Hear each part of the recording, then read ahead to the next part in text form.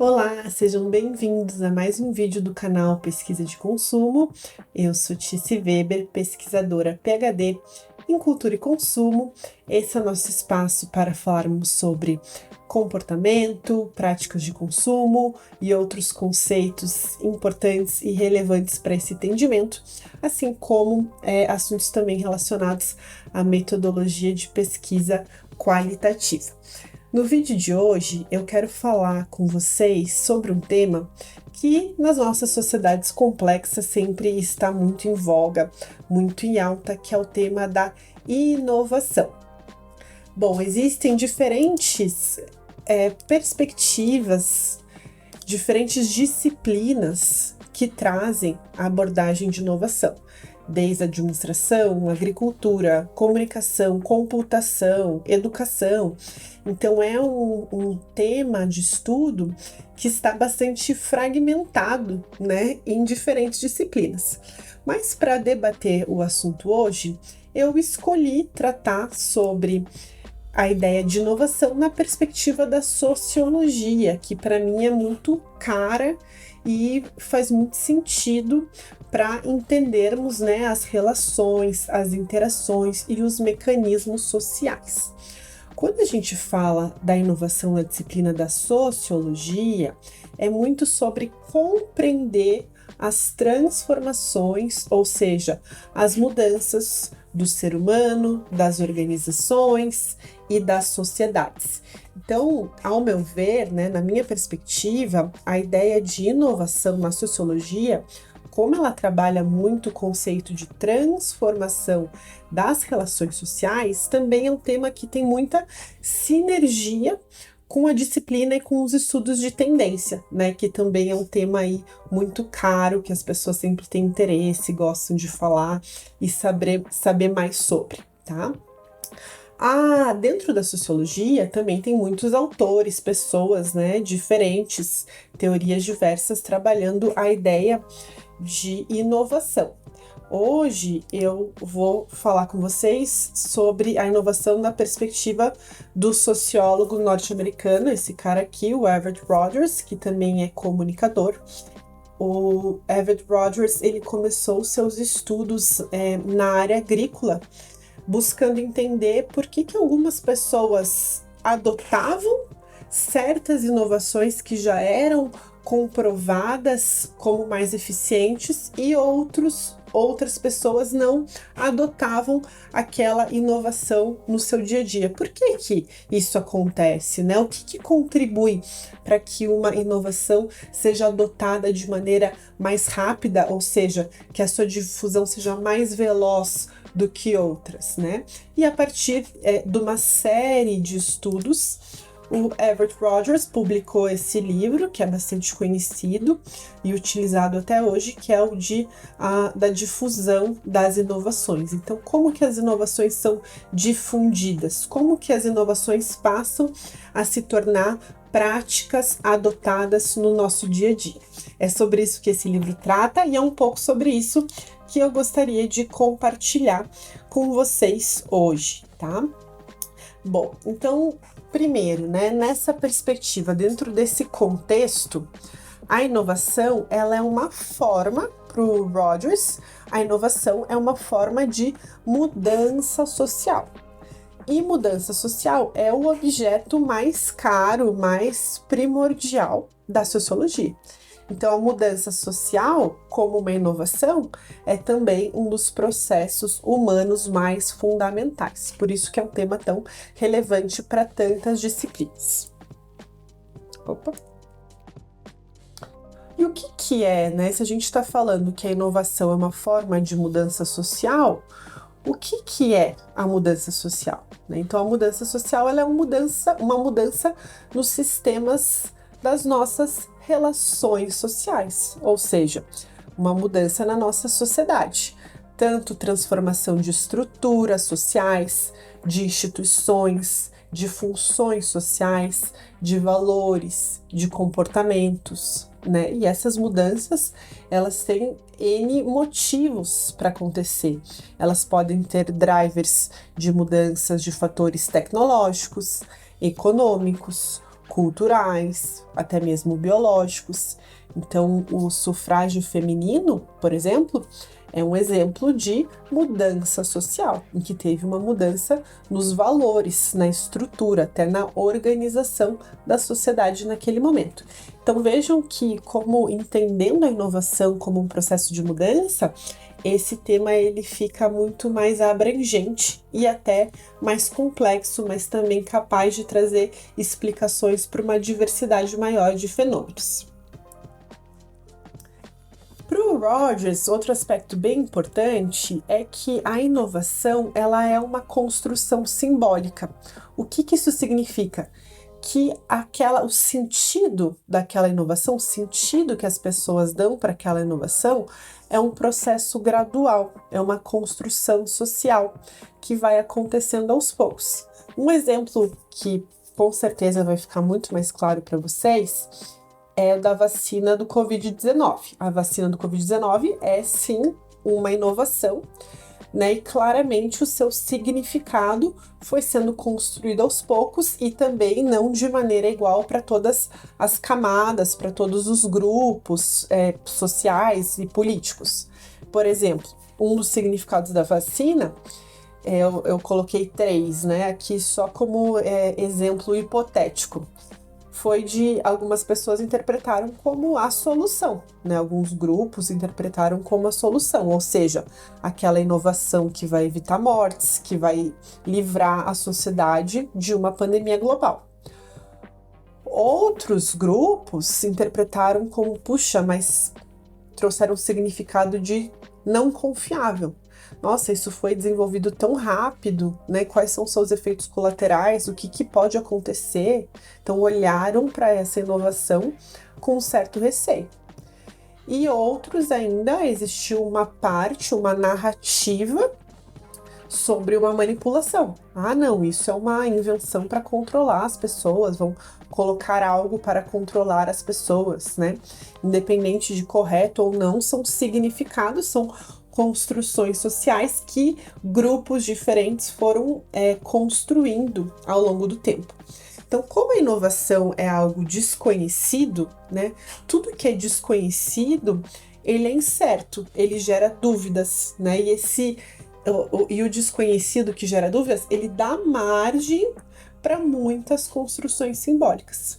E essa incerteza, né, esse desconhecido, motiva também a nossa busca por informação. Nossa, tem algo novo, deixa eu entender melhor do que isso se trata, né? Tenho dúvidas, o que será que isso significa, né? Por isso que uma inovação é uma construção simbólica que vai acontecendo de maneira gradual. E para o Rogers, outro aspecto bem interessante é que ele entende a inovação como uma ideia que é percebida como nova, né? Então veja que a inovação é uma ideia, ela não é necessariamente um dispositivo tecnológico, ela é uma ideia que dentro daquele grupo, dentro daquele contexto, ela é percebida como nova. E aqui a gente tem vários exemplos. Então, quando foi proibido fumar em áreas fechadas, era uma ideia nova. A nossa sociedade não estava habituada a isso. Fumar dentro de ambientes fechados, até aviões, era tido como natural, como um comportamento natural, normal, socialmente aceito. A partir do momento que isso muda e tem uma legislação sobre essa prática, a proibição de fumar em locais fechados passa a ser uma inovação, porque é uma ideia percebida como nova dentro daquele contexto. O mesmo para a máquina de lavar roupa ou até para a prática de utilizar cinto de segurança, né? Quem se lembra quando no banco de trás, por exemplo, você podia andar sem cinto, né? Não tinha problema nenhum. Foi uma prática, foi algo que precisou até existir uma educação para as pessoas adotarem essa ideia no seu dia a dia. Então, já falei para vocês o que é a inovação, né? Então, essa mudança social, essa ideia nova que é construída socialmente ao longo do tempo. E o Everett Rogers, ele fala mais especificamente sobre a difusão dessa inovação, né? O que é isso? O Rogers, ele é sociólogo, mas ele também é comunicador, então ele tem muito esse olhar. E para ele, a difusão é um processo social de comunicação sobre o novo. É a comunicação sobre essa ideia nova. Nesse processo, ele fala que as informações sobre uma ideia nova são comunicadas de uma pessoa para uma pessoa ao longo do tempo. Né? E esse novo, ele pode ser uma tecnologia, pode ser uma ferramenta, uma prática, uma ideia, um processo, um objeto. Então a comunicação, ela acontece entre membros de um sistema social. Esse sistema social pode ser uma organização, pode ser uma sociedade, pode ser um grupo. Então é a comunicação que acontece entre as pessoas desse sistema social. Tá? Então essa comunicação, o Rogers, ele traz muito de pessoa para pessoa, né? A gente pode ter uma comunicação de uma inovação hoje mediada por um canal digital, por exemplo, um canal de YouTube trazendo uma ideia nova, né? Difundindo uma inovação. Também é uma maneira de comunicar sobre algo novo. Meios de comunicação, online, também entre pessoas, de pessoas para pessoas. Dentro dessa perspectiva, esse processo de difusão, esse processo de comunicação novo, tem 4 elementos: uma inovação, a comunicação, o tempo, ou seja, acontece ao longo de um tempo, e um sistema social. Então, aonde está acontecendo essa inovação? É numa comunidade? É dentro de uma organização? É numa estrutura? É num subsistema? Então, existem diferentes níveis de sistema social em que pode estar acontecendo a comunicação dessa nova ideia ao longo de um determinado tempo. O Rogers também traz 2 tipos de inovação, né? Uma inovação planejada, em que existe o planejamento para realizar a mudança de um comportamento. Então, eu trouxe para vocês, por exemplo, o cinto de segurança. Então, tem todo o planejamento. Olha, agora as crianças não podem mais andar na caçamba da caminhonete, tem que andar na cadeirinha, depois tem que andar no cinto elevado, depois tem que andar com o cinto de segurança. Tudo isso é uma difusão de uma inovação, é a comunicação de uma ideia que acontece de maneira planejada. Mas também tem outras difusões que são espontâneas. Então, às vezes, tem uma motivação tecnológica e, de maneira espontânea, as pessoas passam a adotar outras práticas. Às vezes, porque é econômico, porque é mais fácil, porque é mais rápido. O filme, por exemplo, aos poucos ele foi sendo substituído pela câmera digital. Antes numa câmera, depois no nosso celular. Então, porque ficou simples, ficou mais prático, ficou mais fácil. Não existe um planejamento. De agora em diante ninguém mais vai usar câmera com filme e revelar. Vão usar de maneira digital. Isso foi espontâneo, foi acontecendo por N fatores. Tá? Então, o que influencia essa velocidade de difusão de uma inovação? Por que algumas coisas são mais rápidas do que outras? Por que a adoção de uma câmera digital, por exemplo, é mais rápido do que outro tipo de inovação? E daí o Rogers, ele traz quatro elementos, né, que influenciam a velocidade com que essa inovação vai ser difundida. Por exemplo, a característica da inovação. Se é muito complexo, se é mais simples, se a pessoa vê aquilo como uma vantagem ou se ela vê aquilo como uma desvantagem. O sistema social em que está acontecendo. Então, em geral, sistemas hierárquicos, muito hierarquizados, têm uma difusão mais lenta do que sistemas que são mais horizontalizados, né, em termos de poder. Ele também fala sobre os membros do sistema, e aí ele traz 2 conceitos importantes, de homofilia e heterofilia. O que isso significa? Entre os pintinhos amarelinhos ali, a difusão vai acontecer de maneira mais rápida porque eles são mais similares, e a gente tende a ouvir e criar uma maior relação com aqueles que são mais similares do que com os que são mais diferentes de nós. Por exemplo, o Rogers conduziu um estudo numa comunidade, numa vila do Peru, para entender a adoção de uma difusão planejada, que era a prática, a ideia de ferver a água antes de consumi-la, né? Então foi uma ação governamental um planejamento relativo à saúde pública, para que a comunidade fervesse aquela água para, né, ter um consumo adequado e não ficar adoecida.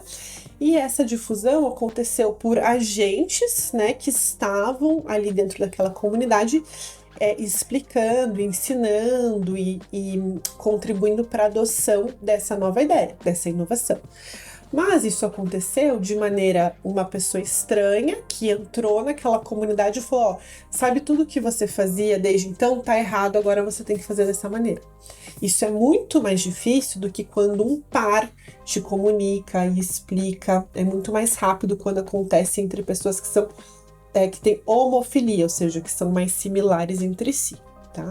E o contexto externo também influencia nessa adoção, né, na velocidade em que uma difusão é adotada. Como, por exemplo, a internet. A internet tornou tudo muito mais rápido, né? A comunicação do novo é muito mais rápido. Guerras, pandemias, tudo isso afeta a velocidade com que determinada ideia é adotada.